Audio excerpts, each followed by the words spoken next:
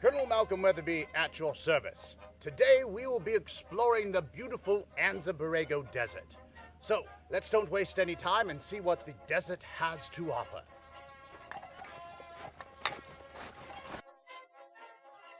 Our first destination is the Desert Tower, located on the east side of the Laguna Mountains in proximity to the Mexican border. This passageway where the Desert Tower resides has been used for centuries by Native Americans, pioneers from the East, and even construction workers. In the 1880s, this location was used as a stagecoach resting place where they could water their animals.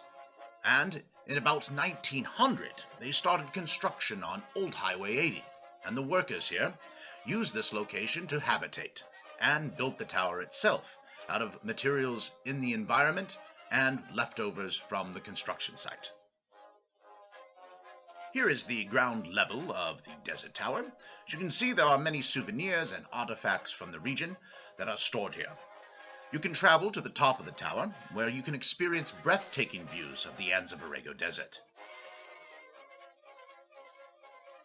We are currently looking at a metal sculpture created by Ricardo Braceda. He was born in 1962 in Durango, Mexico. And once he built a large steel Tyrannosaurus Rex for his daughter, and he was discovered by a man named Dennis Avery, who then sponsored him to build over 100 sculptures here in the Anza Borrego Desert. Now let's go check out some more of the sculptures.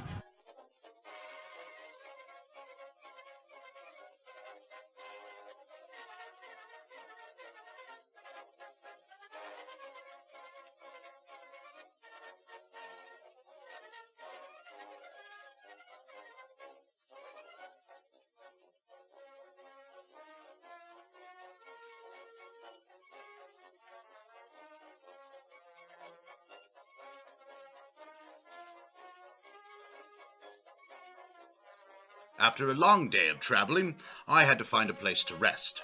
So I chose Agua Caliente County Park. This is a marvelous facility that hosts tent camping, trailer RV, and even cabins. There's running water and electricity available at most sites, along with an added bonus of 3 natural hot springs. And my rations were very Spartan, but enjoyable. But now, it's time to continue back on the road. We're off to Borrego Springs to investigate what the locals call a super bloom.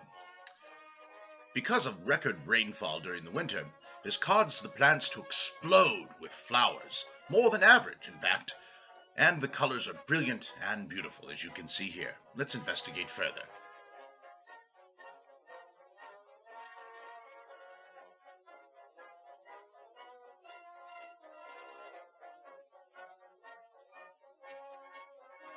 Directly behind me is the Salton Sea.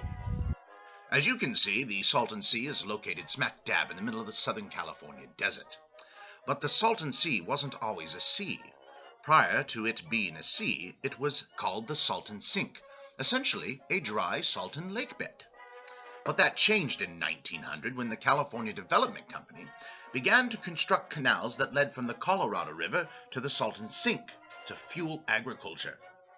But due to unforeseen events, flooding occurred at the Colorado River, which caused the canals to overflow, thus creating what we know now as the Salton Sea. Oddly enough, by 1960, several resort communities had started sprouting up all along the shores of the Salton Sea, like Salton City, Desert Shores, and Bombay Beach, all focused on outdoor recreation, like water sports, fishing, and water skiing. They even had a bloody boat race.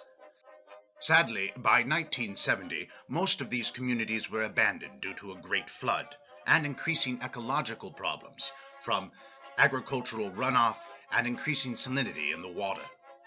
Currently, the Salton Sea area is mostly an abandoned wasteland. Unfortunately, this brings my trip to an end, and to celebrate, I will enjoy a beverage from the local public house in Ocotillo.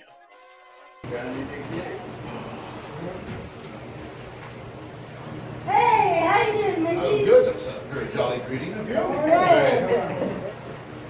It's unexpected. What can I get you to drink? I'll have a fizzleberry doodle tonic. I do not have that. Filthy martini. No, don't have that. Newcastle. Nope. Ha. No. Smithwick's. No. Guinness. No. Coors Light. Yes! Coors Light.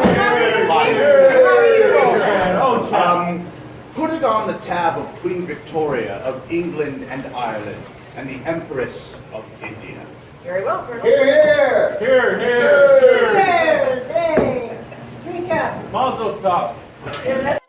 The entirety of the British Empire thanks you for watching. Please leave comments below so I may improve future educational videos. God save the Queen.